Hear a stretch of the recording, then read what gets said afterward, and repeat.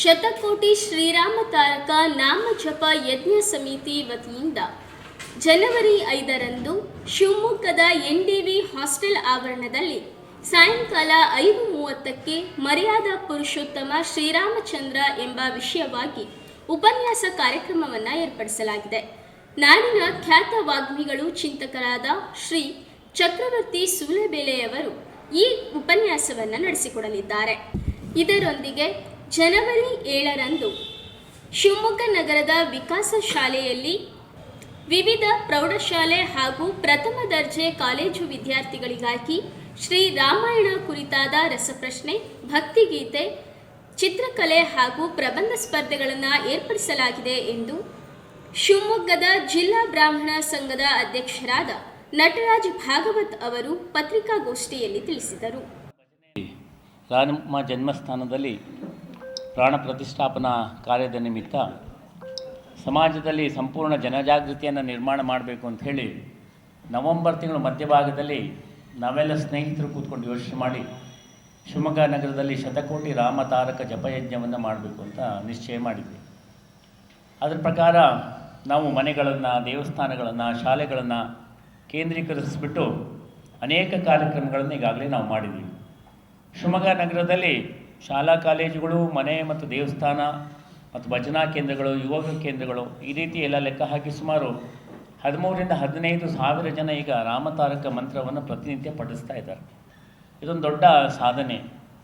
ನಾವೊಂದು 20,000 ಜನ ನಿರೀಕ್ಷೆ ಮಾಡಬೇಕು ಅಂತ ಪ್ರಯತ್ನ ಮಾಡಿ ಸುಮಾರು 13,000 to 15,000 ಜನ ಇವತ್ತು ಶಿವಮೊಗ್ಗ ನಗರದಲ್ಲಿ ಪ್ರತಿನಿತ್ಯ ರಾಮನ ಭಜನೆಯನ್ನು ಮಾಡ್ತಾ ಇದ್ದಾರೆ ಅಂದರೆ ಭಾಳ ದೊಡ್ಡ ಯಶಸ್ಸಿನೊಂದಿಗೆ ಉಳಿದಂಥ ಕಾರ್ಯಕ್ರಮವನ್ನು ನಾವು ಮುಂದುವರಿಸ್ಕೊಂಡು ಹೋಗ್ತಾ ಇದ್ದೀವಿ. ನಾಡಿದ್ದು 5ನೇ ತಾರೀಕು ಶುಕ್ರವಾರ ದಿವಸ ಶಿವಮೊಗ್ಗ ನಗರದ NDV ಹಾಸ್ಟೆಲ್ ವೀರಶೈವ ಕಲ್ಯಾಣ ಮಂದಿರ ಪಕ್ಕದಲ್ಲಿ ಇರುವಂತಹ ಜಾಗದಲ್ಲಿ ಒಂದು ದೊಡ್ಡ ಬಹಿರಂಗ ಸಭೆಯನ್ನು ನಾವು ಏರ್ಪಾಡು ಮಾಡಿದ್ದೀವಿ. ಇದು ಒಂದು ರೀತಿಯ ಉಪನ್ಯಾಸದ ರೀತಿಯಲ್ಲಿ ಈ ಕಾರ್ಯಕ್ರಮದ ನಮ್ಮ ಯೋಜನೆ ಇದೆ. ಈ ಕಾರ್ಯಕ್ರಮಕ್ಕೆ ಚಕ್ರವರ್ತಿ ಸೂಲಿಬೇಲೆ ಅವರು ಆಗಮಿಸ್ತಾ ಇದ್ದಾರೆ. ಅವರು ಸಂಜೆ 6 ಗಂಟೆಯಿಂದ ಈ ಸಭಾ ಕಾರ್ಯಕ್ರಮವನ್ನು ಯೋಚನೆ ಮಾಡಿದ್ವಿ. ಅದಕ್ಕೆ ಮುಂಚೆ ಒಂದಷ್ಟು ಸಾಮೂಹಿಕ ಭಜನೆ ಹಾಗೂ ರಾಮತಾರಕ ಮಂತ್ರದ ಜಪ ಇದನ್ನು ಯೋಚನೆ ಮಾಡಿ ಶ್ರೀಯುತ ಚಕ್ರವರ್ತಿ ಸೂಲಿಬೇಲೆಯವರು ಮರ್ಯಾದಾ ಪುರುಷೋತ್ತಮ ಶ್ರೀರಾಮಚಂದ್ರ ಅನ್ನೋ ಒಂದು ವಿಚಾರವಾಗಿ ವಿಶೇಷವಾಗಿರುವಂತಹ ಉಪನ್ಯಾಸವನ್ನು ಮಾಡೋರಿದ್ದಾರೆ. ಇನ್ನು ಈ ರಾಮತಾರಕ ಜಪಯಜ್ಞ ಸಮಿತಿಯ ಕಡೆಯಿಂದ ಶಿವಮೊಗ್ಗ ನಗರದ ಎಲ್ಲ ಶಾಲಾ ಕಾಲೇಜುಗಳಲ್ಲಿ ವಿವಿಧ ಸ್ಪರ್ಧೆಯನ್ನು ಏರ್ಪಡಿಸಿದ್ದೀವಿ.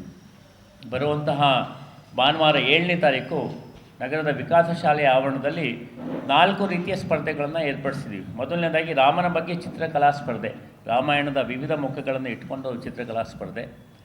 ರಾಮನ ಬಗ್ಗೆ ಭಕ್ತಿಗೀತೆಯ ಸ್ಪರ್ಧೆಯನ್ನು ಸಹ ಏರ್ಪಡಿಸಿದ್ವಿ. ಹಾಗೂ ರಾಮನ ವಿಚಾರವಾಗಿ 3 ಪ್ರಬಂಧ ಸ್ಪರ್ಧೆಗಳನ್ನು ವಯೋಮಾನದ ಇತಿಮಿತಿಯಲ್ಲಿ ಏರ್ಪಡಿಸಿದ್ದೀವಿ. ಹಾಗೂ ಕ್ವಿಜ್ ಕಾಂಪಿಟೇಷನನ್ನು ಏರ್ಪಡಿಸಿದ್ದೀವಿ. ಈ ಒಂದು ಕಾರ್ಯಕ್ರಮಕ್ಕೆ ಸುಮಾರು ಈಗಾಗಲೇ 800 ಜನ ವಿವಿಧ ಶಾಲಾ ಕಾಲೇಜುಗಳಿಂದ ನೋಂದಾಯಿಸಿಕೊಂಡಿದ್ದಾರೆ. ಇದಾದಮೇಲೆ 8ನೇ ತಾರೀಕು ಎಲ್ಲ ಶಾಲಾ ಕಾಲೇಜುಗಳಲ್ಲಿ ರಾಮನ ಬಗ್ಗೆ ಕ್ವಿಜ್ ಕಾಂಪಿಟೇಷನನ್ನು ಯೋಚನೆ ಮಾಡಿದ್ದೀವಿ. ಎಲ್ಲ ಶಾಲಾ ಕಾಲೇಜುಗಳಿಂದ ಇಲ್ಲಿಯವರೆಗೆ ಸುಮಾರು ಒಂದು 5,000 ಜನ ಮಕ್ಕಳು ನಾವು ಈ ಕ್ವಿಜ್ ಕಾಂಪಿಟೇಷನ್ ಭಾಗವಹಿಸ್ತೀವಿ ಅಂತ ಹೇಳಿ ಹೆಸರನ್ನು ನೋಂದಾಯಿಸಿದ್ದಾರೆ. ಸೊ ಈ ರೀತಿ ಅಯೋಧ್ಯೆಯಲ್ಲಿ ಒಂದು ಚಾರಿತ್ರಾತ್ಮಕವಾಗಿರುವಂತಹ ಏನು ಘಟನೆ ನಡೀತಾ ಇದೆ, ಇದು ಸಮಾಜದ ಮಧ್ಯದಲ್ಲಿ ಬಿಂಬಿತವಾಗಬೇಕು. ವಿಶೇಷವಾಗಿ ವಿದ್ಯಾರ್ಥಿಗಳು, ಯುವಕರ ಮನಸ್ಸಿನಲ್ಲಿ ಸಮಾಜದ ಮಧ್ಯೆ ಸ್ಥಾಪಿತವಾಗಬೇಕು ಅಂಥೇಳಿ ನಾವೊಂದು ಟಾರ್ಗೆಟ್ ಗ್ರೂಪನ್ನು ಇಟ್ಕೊಂಡಿದ್ವಿ. ಮಕ್ಕಳು ಮತ್ತು ಯುವಕರು, ಈ ಮಕ್ಕಳು ಮತ್ತು ಯುವಕರನ್ನು ರೀಚ್ ಆಗಬೇಕು ಅಂತ ನಾವೇನು ಅಂದ್ಕೊಂಡಿದ್ವಿ, ಅದು ತುಂಬ ವ್ಯವಸ್ಥಿತವಾಗಿ ತುಂಬ ಚೆನ್ನಾಗಿ ಈ ಒಂದು ಕಾರ್ಯಕ್ರಮ ನಡೀತಾ ಇದೆ.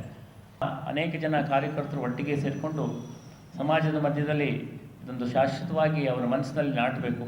ಕೊನೆಗೆ ಹೇಳಬೇಕು, ನಾವು ಸಹ ಈ ಜನ್ಮಸ್ಥಾನದ ಉದ್ಘಾಟನಾ ಸಂದರ್ಭದಲ್ಲಿ ಈ ರೀತಿ ಕಾರ್ಯಕ್ರಮದಲ್ಲಿ ಭಾಗವಹಿಸಿದ್ವಿ ಅಂತ. ಆ ರೀತಿ ಮಕ್ಕಳಲ್ಲಿ, ಯುವಕರಲ್ಲಿ, ಸಾರ್ವಜನಿಕರಲ್ಲಿ ಮೂಡೋ ರೀತಿಯಲ್ಲಿ ಒಂದಷ್ಟು ಚಟುವಟಿಕೆಯನ್ನು ಈ ಶತಕೋಟಿ ರಾಮತಾರಕ ಜಪಯಜ್ಞ ಸಮಿತಿ ಕಡೆಯಿಂದ ನಾವು ಮಾಡಿದ್ವಿ. ವರ್ಷಿಣಿ ಯೋಗ ಶಿಕ್ಷಣ ಮತ್ತು ಸಾಂಸ್ಕೃತಿಕ ಕ್ರೀಡಾ ಟ್ರಸ್ಟ್ ಹಾಗೂ ಜೈ ಭೀಮ್ ಕನ್ನಡ ಸೈನ್ಯ ರಕ್ಷಣಾ ವೇದಿಕೆ ಸಹಯೋಗದೊಂದಿಗೆ 5ನೇ ವರ್ಷದ ಕನ್ನಡ ರಾಜ್ಯೋತ್ಸವದ ಪ್ರಯುಕ್ತ ಪ್ರತಿಭಾ ಪುರಸ್ಕಾರ, ವಿವಿಧ ಕ್ಷೇತ್ರದ ಸಾಧಕರಿಗೆ ಪುರಸ್ಕಾರ, ಸನ್ಮಾನ ಹಾಗೂ 2022-23ನೇ ಸಾಲಿನ ಎಸ್ಎಸ್ಎಲ್ಸಿ ವಾರ್ಷಿಕ ಪರೀಕ್ಷೆಯಲ್ಲಿ ಶೇಕಡಾ 90ಕ್ಕೂ ಹೆಚ್ಚು ಅಂಕ ಗಳಿಸಿದ ವಿದ್ಯಾರ್ಥಿಗಳಿಗೆ ಪ್ರಶಸ್ತಿ ಪ್ರದಾನ ಹಾಗೂ ಜಿಲ್ಲಾ ಮಟ್ಟದ ಭರತನಾಟ್ಯ ಸ್ಪರ್ಧೆಯನ್ನು ಜನವರಿ 7ರಂದು ಶಿವಮೊಗ್ಗದ ವಾಸವಿ ಪಬ್ಲಿಕ್ ಶಾಲೆಯಲ್ಲಿ ಆಯೋಜಿಸಲಾಗಿದೆ ಎಂದು ಅಂತಾರಾಷ್ಟ್ರೀಯ ಕ್ರೀಡಾಪಟುಗಳಾದ ಶ್ರೀ ಎನ್ ಪಿ ವೆಂಕಟೇಶ್ ಆಚಾರ್ಯ ಅವರು ಸುದ್ದಿಗೋಷ್ಠಿಯಲ್ಲಿ ತಿಳಿಸಿದರು. ನಾವು ಹಲವಾರು ವರ್ಷಗಳಿಂದ ರಾಜ್ಯೋತ್ಸವ ಕಾರ್ಯಕ್ರಮಗಳನ್ನು ವಿವಿಧ ರೀತಿಯಲ್ಲಿ ಮಾಡ್ಕೊಂಡು ಬಂದಿದ್ದೀವಿ. ಈ ಬಾರಿ 5ನೇ ವರ್ಷದ ಕನ್ನಡ ರಾಜ್ಯೋತ್ಸವದ ಪ್ರಯುಕ್ತ 2022-23ನೇ ಸಾಲಿನ SSLC ವಾರ್ಷಿಕ ಪರೀಕ್ಷೆಯಲ್ಲಿ ಶೇಕಡಾ 90ಕ್ಕಿಂತ ಹೆಚ್ಚು ಅಂಕಗಳನ್ನು ಗಳಿಸಿದಂತಹ ಪ್ರತಿಭಾನ್ವಿತ ವಿದ್ಯಾರ್ಥಿಗಳಿಗೆ ಸನ್ಮಾನ ಮಾಡುವಂಥ ಮುಖಾಂತರ ಪ್ರತಿಭೆಗಳನ್ನ ಹೊರತರಬೇಕು ಅಂತಂದ್ಬಿಟ್ಟು ನಾವು ತೀರ್ಮಾನ ಮಾಡಿಕೊಂಡ್ವಿ. ಇದರಲ್ಲಿ 100 ಜನ ವಿದ್ಯಾರ್ಥಿಗಳಿಗೆ ಶೇಕಡಾ 90ಕ್ಕಿಂತ ಹೆಚ್ಚು ಅಂಕಗಳನ್ನು ಗಳಿಸಿದಂತಹ 100 ಜನ ಪ್ರತಿಭಾವಂತ ವಿದ್ಯಾರ್ಥಿಗಳಿಗೆ ನಾವು ಸನ್ಮಾನ ಮಾಡ್ತಾ ಇದ್ದೀವಿ. ಈ ಒಂದು ಪ್ರೆಸೆಂಟ್ ಸಿಚುವೇಷನಲ್ಲಿ ಸ್ವಲ್ಪ ನಶಿಸಿ ಹೋಗ್ತಾ ಇದೆ ಅಂತ ನಾನು ಹೇಳಕ್ಕೆ ಇಷ್ಟಪಡ್ತೀನಿ. ಯಾಕಂದರೆ ಒಂದು ಈವೆಂಟ್ಗಳು ನಡೀತಾ ಇಲ್ಲ. ಸೊ ಹಾಗಾಗಿ ನಮ್ಮ ಸಂಸ್ಥೆಯಿಂದ ಜಿಲ್ಲಾ ಮಟ್ಟದ ಭರತನಾಟ್ಯ, ಅದು ಕ್ಲಾಸಿಕಲ್ ಶಾಸ್ತ್ರೀಯ ಸಂಗೀತದ ಮುಖಾಂತರ ಒಂದು ಸ್ಪರ್ಧೆಯನ್ನು ಕೂಡ ನಾವು ಏರ್ಪಾಡು ಮಾಡಿದ್ದೀವಿ. ಇದರ ಒಂದು ಶುಲ್ಕ 500 ರೂಗಳಿರುತ್ತೆ. 6ನೇ ತಾರೀಕು 6 ಜನವರಿ 2024 ರಿಜಿಸ್ಟ್ರೇಷನ್ ಮಾಡ್ಕೊಳ್ಳಿಕ್ಕೆ ಲಾಸ್ಟ್ ಡೇಟ್ ಇದೆ.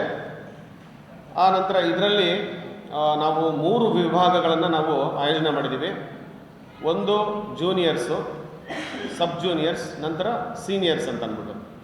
ಜೂನಿಯರು 6 ವಯಸ್ಸಿಂದ 9 ವಯಸ್ಸು, 9ರಿಂದ 12, 12ರಿಂದ 16, ಈ ಥರ 3 ವಿಭಾಗಗಳನ್ನು ನಾವು ಮಾಡಿದ್ದೀವಿ. ಭಾಗವಹಿಸುವ ಪ್ರತಿ ವಿದ್ಯಾರ್ಥಿಗಳಿಗೂ ಕೂಡ ನಾವು ಪ್ರಮಾಣ ಪತ್ರ ಕೂಡ ನಾವು ನಂತರ ಅವರಿಗೆ ಬ್ರೇಕ್ಫಾಸ್ಟ್ ಆಗಿರ್ಬೋದು, ಮಧ್ಯಾಹ್ನ ಲಂಚ್ ಆಗಿರ್ಬೋದು, ನಂತರ ಸಂಜೆ ಬಹುಮಾನ ವಿತರಣೆ ಕೂಡ ಇದೆ, ಡಿನ್ನರ್ ಕೂಡ ಇರ್ತದೆ. ಸೊ ಇಷ್ಟನ್ನು ನಾವು ಆಯೋಜನೆ ಮಾಡಿದ್ದೀವಿ.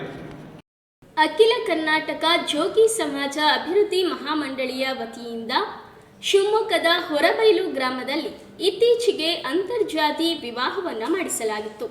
ಈ ವಿವಾಹಕ್ಕೆ ಗ್ರಾಮಸ್ಥರೆಲ್ಲರೂ ನಿಂತು ಒಪ್ಪಿಗೆಯನ್ನು ಸೂಚಿಸಿದ್ದರು. ಆದರೆ ಕರ್ನಾಟಕ ದಲಿತ ಸಂಘರ್ಷ ಸಮಿತಿ ಅಂಬೇಡ್ಕರ್ ವಾದದ ಪ್ರಧಾನ ಜಿಲ್ಲಾ ಸಂಚಾಲಕರೆಂದು ಹೇಳಿಕೊಂಡು TH ಹಾಲೇಶಪ್ಪ ಎಂಬುವವರು ಮದುವೆಗೆ ಅಡ್ಡಿಪಡಿಸಿದ್ದಾರೆ. ಅವರ ವಿರುದ್ಧ ಕಾನೂನು ಕ್ರಮ ಜರುಗಿಸುವಂತೆ ಗ್ರಾಮಸ್ಥರಾದ ರಾಜು ಅವರು ಪತ್ರಿಕಾಗೋಷ್ಠಿಯಲ್ಲಿ ಆಗ್ರಹಿಸಿದರು.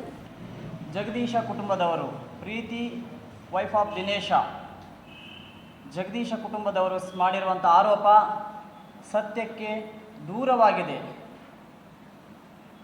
ಇದು ಎಲ್ಲೋ ಕುಳಿತು ಕಾಣದ ಕೈಗಳು ಮಾಡಿರುವಂಥ ಆರೋಪ. ಇದು ನಮ್ಮ ಹೊರಬೈಲು ಗ್ರಾಮದಲ್ಲಿ ಇದುವರೆಗೂ ಇಂಥ ಪ್ರಕರಣಗಳು ಯಾವುವೂ ನಡೆಯಲಿಲ್ಲ, ಇನ್ನು ಮುಂದೆ ನಡೆಯೋದಿಲ್ಲ. ದಲಿತ ಸಂಘಟನೆಯ ಅಂಬೇಡ್ಕರ್ ವಾದದ ಜಿಲ್ಲಾ ಸಂಚಾಲಕನೆಂದು ಹೇಳಿಕೊಂಡು ಈ ದಿನೇಶ ಮತ್ತು ಆತನ ಹೆಂಡತಿಯಿಂದ ಹೊರಬೈಲು ಗ್ರಾಮದಲ್ಲಿ ಮತ್ತು ಜೋಗಿ ಸಮಾಜದಲ್ಲಿ ಬಹಿಷ್ಕಾರ ಹಾಕಿದ್ದಾರೆ, ಅಘೋಷಿತ ಬಹಿಷ್ಕಾರ ಹಾಕಿದ್ದಾರೆ ಎಂಬ ಪದಗಳನ್ನೆಲ್ಲ ಬಳಕೆ ಮಾಡಿಕೊಂಡು ಏನು ಪ್ರಕರಣ ದಾಖಲು ಮಾಡಿದ್ದಾರೆ ಇದು ಸತ್ಯಕ್ಕೆ ದೂರವಾಗಿದೆ ಎಂದು ಸ್ಪಷ್ಟನೆ ನೀಡುತ್ತಾ ಇದ್ದೇವೆ. ಇರ್ತಕ್ಕಂಥ ಪ್ರಜೆ ಆಗಿರ್ತಕ್ಕಂಥ ಹಾಲೇಶಪ್ಪನವರು ಎಲ್ಲೋ ಕುಳಿತುಕೊಂಡು ಮಾಧ್ಯಮದವರ ದಿಕ್ಕು ತಪ್ಪಿಸಿದ್ದಾರೆ. ಮಾಧ್ಯಮದವರ ದಿಕ್ಕು ತಪ್ಪಿಸಿ ಪ್ರಕರಣದ ದಿಕ್ಕನ್ನು ಬದಲಾವಣೆ ಮಾಡಿದ್ದಾರೆ. ಇದು ಗ್ರಾಮದ ಘನತೆಗೆ ಧಕ್ಕೆ ಬಂದಿದೆ. ಇವರ ಜೊತೆಗೆ ಹಾಲೇಶಪ್ಪನವರ ಜೊತೆಗೆ ಗ್ರಾಮದ ಏನು ಜಗದೀಶನ ಸಂಬಂಧಿಕರಾದಂಥ Bhairappa son of Halappa, Satish son of Nageshappa, Chowdappa son of Nageshappa, ಇವರುಗಳೆಲ್ಲರೂ ಸೇರಿಕೊಂಡು ಈ ಪ್ರಕರಣದ ದಿಕ್ಕನ್ನು ಬದಲಾಯಿಸಿ 19 ಜನರನ್ನು ಆರೋಪಿ ಸ್ಥಾನದಲ್ಲಿ ನಿಲ್ಲಿಸಿದ್ದಾರೆ. ಮತ್ತಿದು ಅಲ್ಲದೆ ನಮ್ಮ ಜೋಗಿ ಸಮಾಜದ ಘನತೆಯನ್ನು ಕೂಡ ಕಡಿಮೆ ಮಾಡಿದ್ದಾರೆ.